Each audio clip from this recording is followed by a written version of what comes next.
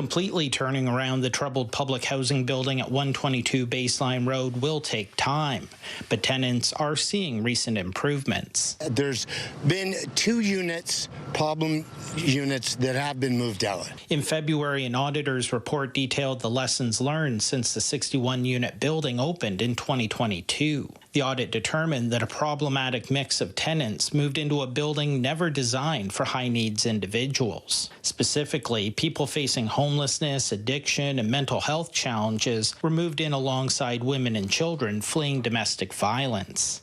Now, City Council's governance working group wants to ensure that there are policies in place to prevent a repeat in the future.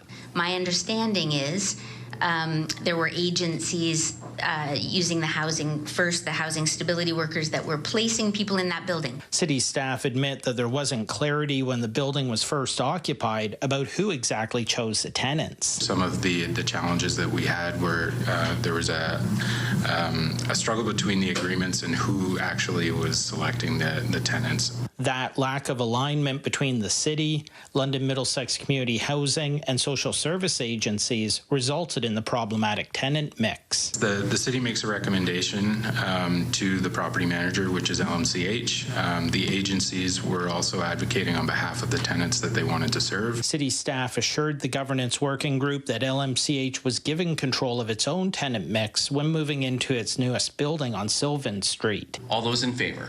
But the working group still requested to see the current tenant placement policies for other public housing at its next meeting to determine if a citywide policy needs to be developed. Where governance really wants to look into these policies is how do we do it? And there's a reason that highly supportive housing is provided by specialized providers like Indwell because of their experience, their staffing. Lewis added that changing the tenant mix at 122 Baseline has been gradual because of the need to find appropriate supportive housing for those being moved out.